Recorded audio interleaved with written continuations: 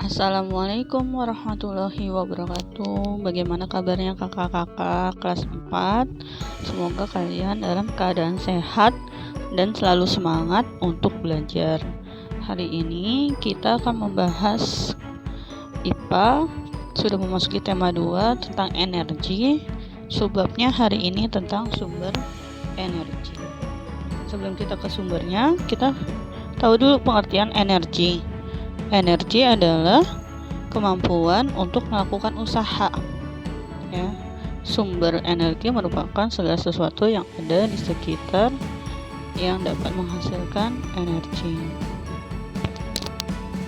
Selanjutnya, kita lihat sumber energi ini dibagi menjadi 2, yaitu sumber energi yang dapat diperbarui dan sumber energi yang tidak dapat diperbarui. Sumber energi yang dapat diperbarui adalah sumber energi yang selalu tersedia di alam. Sumber ini dapat digunakan terus-menerus jika dimanfaatkan dengan bijak. Contoh sumber energi ini adalah matahari, air, angin, panas bumi, dan biomasa. Sumber energi yang tidak dapat diperbarui adalah sumber energi yang keberadaannya terbatas di alam. Jika digunakan terus-menerus, sumber daya ini suatu saat akan habis. Contoh sumber daya energi ini adalah bahan bakar fosil. Sumber-sumber energi kita perhatikan satu persatu. Yang pertama kita bahas matahari. Matahari merupakan sumber energi cahaya panas utama bagi bumi. Energi cahaya matahari berguna untuk menerangi bumi. Cahaya matahari dimanfaatkan tumbuhan untuk fotosintesis. Panas matahari menghangatkan permukaan bumi sehingga dapat ditempati makhluk hidup. Panas matahari dimanfaatkan manusia untuk mengeringkan pakaian, kita berjemur, juga menjemur ikan atau membuat garam. Selanjutnya, sumber energi berikutnya yaitu air. Air diperlukan makhluk hidup untuk menjaga kelangsungan hidupnya. Kegiatan sehari-hari memerlukan air bersih untuk minum, mandi, masak, dan mencuci pakaian. Selain itu, air menghasilkan energi yang dimanfaatkan untuk memutar kincir air dan membangkitkan listrik. Selanjutnya yaitu angin. Angin ini udara yang bergerak, tidak kelihatan ya, maka gambarnya bisa ambil contoh angin di pinggir danau dan kegunaannya. Angin ini dimanfaatkan oleh manusia karena menghasilkan energi gerak. Angin dapat memutar kincir angin, mendorong perahu layar, dan mengeringkan pakaian. Banyak kegiatan yang memanfaatkan tenaga angin.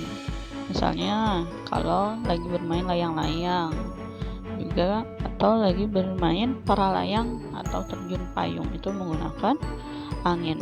Angin juga dapat menggerakkan kincir angin dan untuk membangkitkan listrik. Selanjutnya sumber energi berikutnya yaitu panas bumi. Pusat bumi terdiri atas lapisan batuan yang sangat panas. Panas dari pusat bumi meresap ke kerak bumi sehingga dapat kita rasakan di permukaan. Panas bumi inilah yang dimanfaatkan sebagai sumber energi.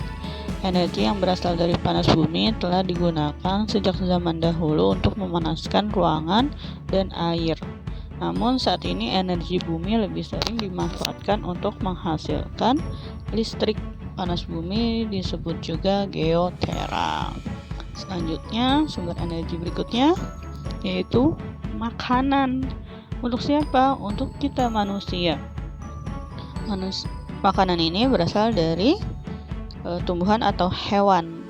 Ya, makanannya diproses dalam organ pencernaan kita menghasilkan energi. Energi tersebut merupakan energi kimia yang ubah menjadi energi gerak untuk kita melakukan aktivitas sehari-hari. Kita bisa sholat, membaca Al-Quran, belajar, bermain, dan lain-lain karena kita mengkonsumsi makanan sebagai sumber energi kita. Selanjutnya, biomasa.